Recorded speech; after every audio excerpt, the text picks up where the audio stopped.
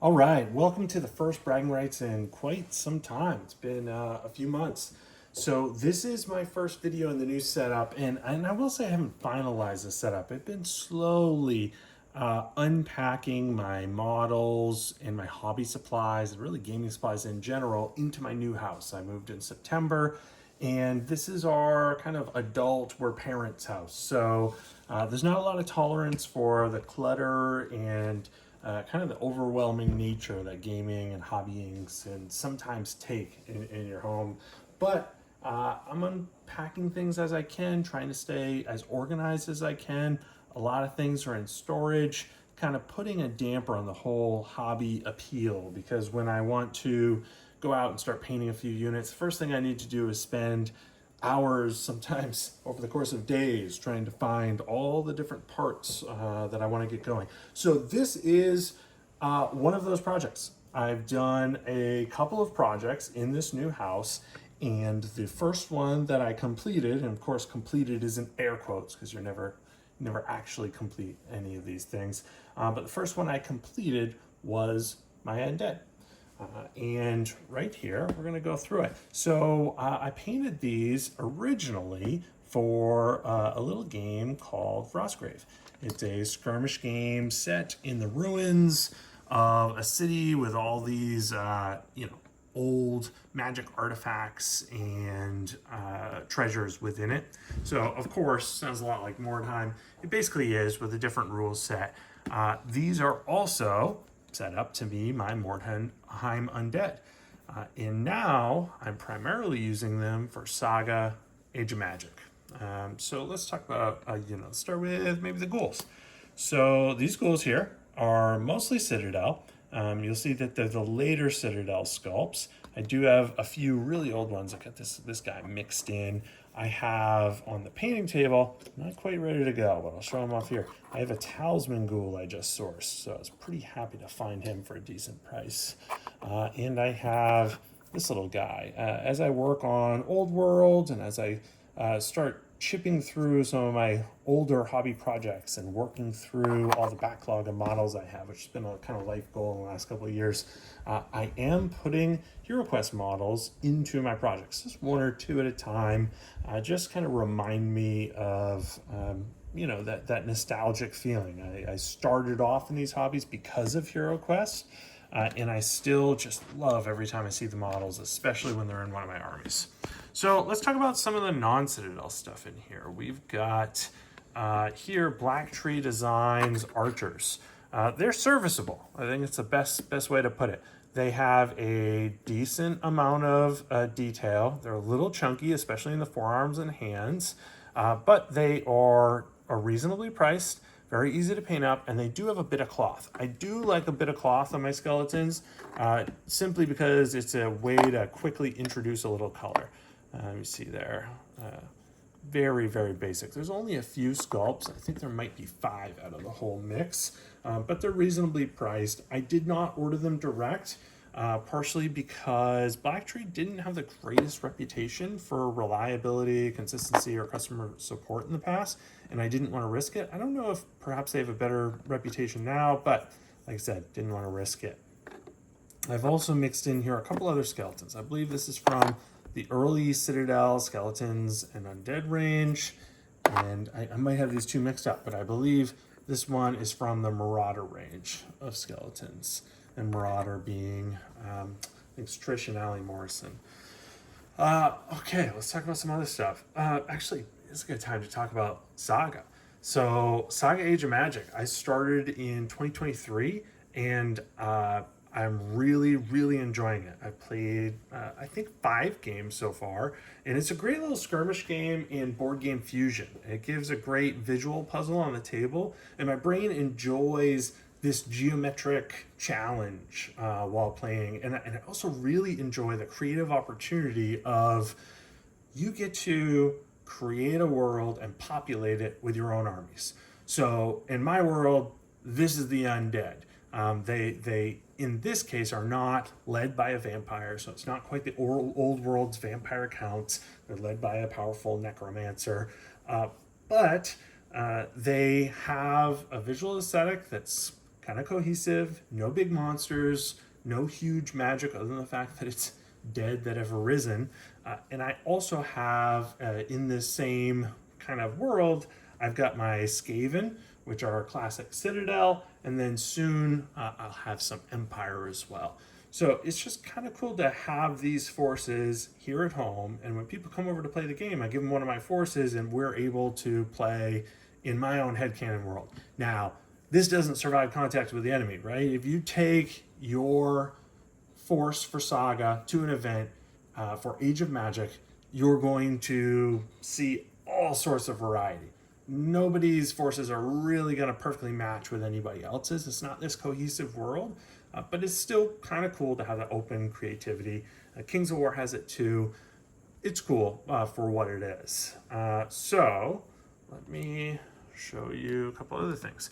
So we have back here, we've got some pretty basic bony stuff.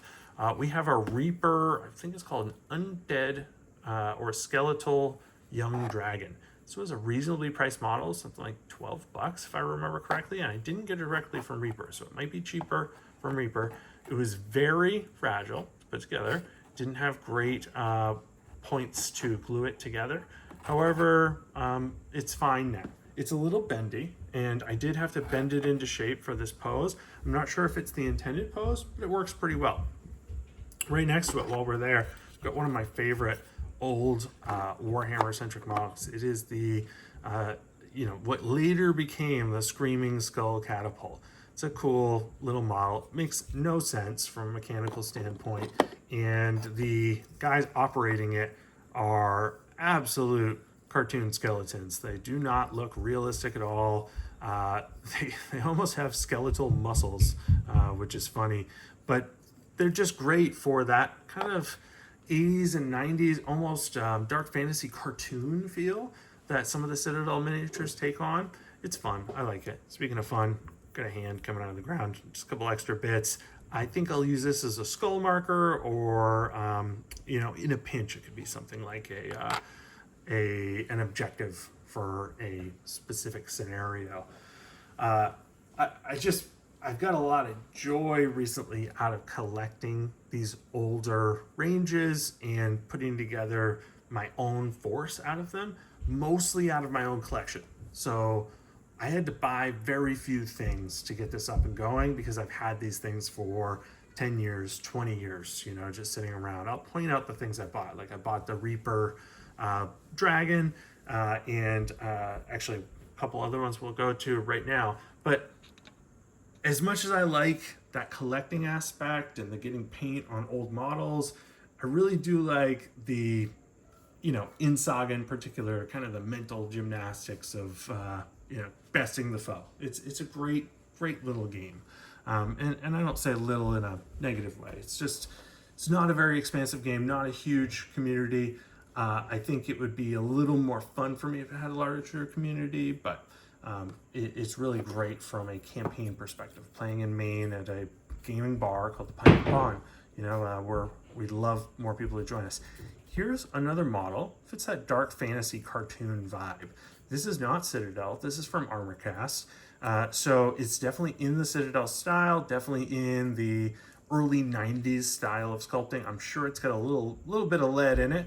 I don't mean that to be provocative, but use care when you're working with old models. This actually, surprisingly, had some pretty cool little detail and was scaled really well for Citadel and was very reasonably priced. A lot of times, sourcing old Citadel stuff is pretty difficult and expensive. This is not Citadel. I just recently bought it, but it was a pretty decent price on eBay. I think they call that their corpse cart. That was because at the time I was avoiding purchasing a plague cart, like the classic Citadel model. Well, I purchased one. You'll see it on the table eventually. For now, it's still sitting as bare metal. Another model I purchased, I've actually had this on my list and in my shopping cart many times over the past 20 years.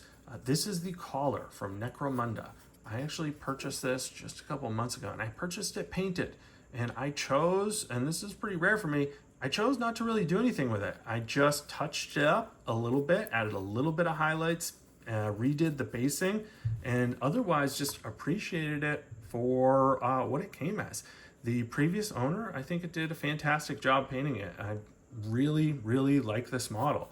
I've wanted it for a long time. It is on the rare side. It's on the very pricey side. That's because it came out for Necromunda, which at the time was starting to wane its popularity. I think it was mail order only or direct only, so that further makes it a little more rare. And it's a giant rat cavalry model for a small specialist game that you don't pick up on shelves. You know, like all these things together means this is a rare model. You don't see it all too often. At maximum, you'll see one or two on eBay typically. And I've been watching them for years and finally got one at a decent price. Some other cool models that are in here. We've got this guy. I believe he's a Warhammer Quest Hunchback. I got him from a great guy I had met in the past who owned a GW Battle Bunker and had gotten out of the hobby, or at least gotten out of a large part of the collecting, no longer owned the store, and was selling a lot of miniatures. This is one of the miniatures I picked up from him. I think it was like $1. It's pretty rare miniature, and I'm really happy to have it in my collection. This in particular, a lot of these models came from him or came from people like him that I traded with at shows or traded with at conventions. We have a drag here from the Mordheim kit that a buddy of mine gave me. He gave me about half of a undead Mordheim crew, and I'm just so happy to have some paint on them. I spent a lot of time this winter getting these things up and ready. This is a miniature I've had for a while.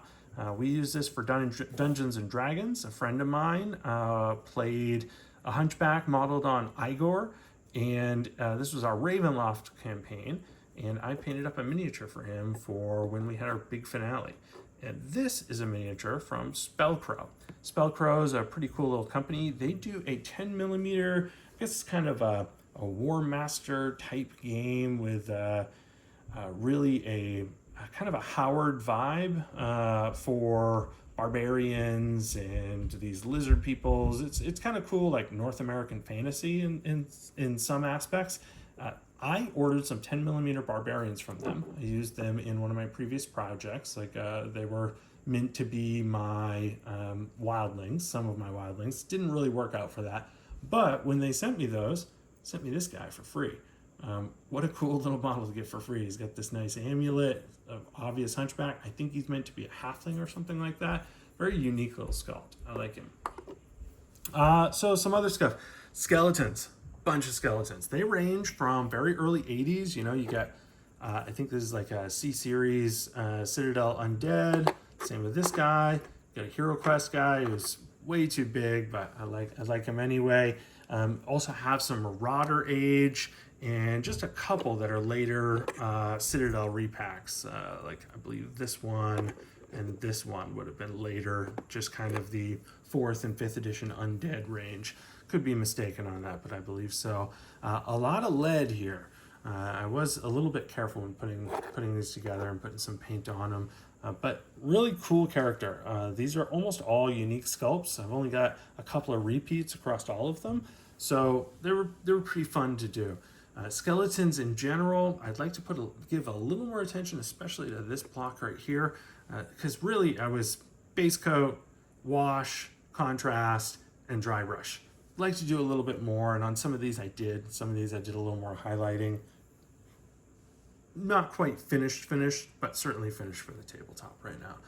2 miniatures I was so happy to get, and I did get these from that shop owner many years ago. Let's see if we can get close up on these. These are Citadel's Middle Earth range.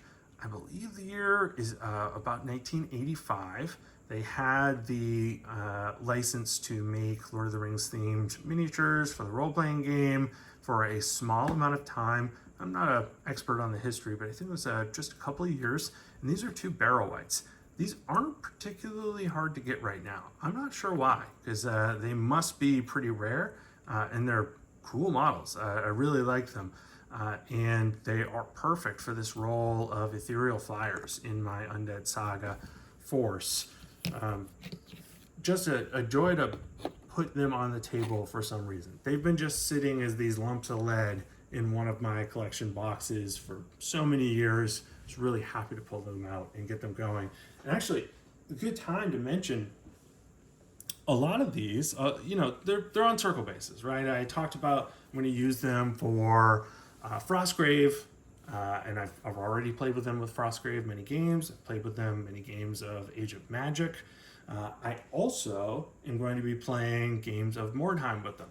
I did just order up a couple of the Broheim version of the Mordheim rules. Really excited about that. Going to get a couple people to play. Already ordered rule books for some other people as well. That's going to be really fun. But I'm also going to use these for the old world. I am so excited about the old world. Some of you may know this, some may not. This channel actually started 15 years ago as a Warhammer Fantasy channel. We're dedicated to Warhammer Fantasy battle reports. Came out right when 8th edition was launched. I was lucky enough to receive the playtester PDF ahead of schedule. I'll never reveal my sources. But with that, we were able to get ready and have some battle reports ready right when the game launched. So it was a really fun experience. With Old World, not getting it ahead of time, but trying to jump right in immediately. I've already got a couple games in. It's really fun. These guys are going to be my Old World vampire counts. I need to paint a fair bit more to get it going, but Old World accepts circular models, circular bases. As long as they fit into movement trays, you're good to go. And the standard infantry have moved up to 25 mil scale for the basing, so these guys are going to work. I really love the ability to use an army for many things, because you think about it, you're investing a lot of time, and in this particular case, a lot of money into a particular force, so why not use it for as many games as possible? It's because of this that I've moved away from a couple games in particular that just don't work with other games. Kings of War is a good example. Unit basing is great. I'm glad that I have two armies that are unit based. They look great. I've showed them off on this channel in the past. However, I can't ever lock my miniatures up like that again. Those are miniatures that will only ever serve one purpose for the rest of their life. Either I'll pull them out to play an odd game of Kings of War, which is pretty unlikely, or they'll just sit in the storage cases, unfortunately. Models like this, where I'm basing them on circles, they will have a life for a long span of time. As games come out, there's always going to be one or two games that are able to accept circle-based, oval-based undead. I know that. I know I'll get a lot of use out of these. So that's where my focus is going to be going forward. And the Old World is so exciting because Warhammer was, next to Hero Quest, what ignited all of this, and where we built a huge community and just had so many good times at the independent grand tournaments. I'm really hoping to recreate a lot of that with the Old World. Time will tell. It's pretty promising so far. My 2 games, one of them, not a fun game, but we didn't understand the rules, and it's kind of stressful to sometimes play a game as complicated as the Old World without understanding the rules. But now, after another full game at 2,000 points, I think I understand the rules pretty well, and it was much more fun. A lot of kind of things clicked during the game. We were able to figure stuff out. So really, really looking forward to it. So these are some, I'm going to forget the specific names in the Old World. I think they are called Black Knights in the kind of parlance of vampire counts.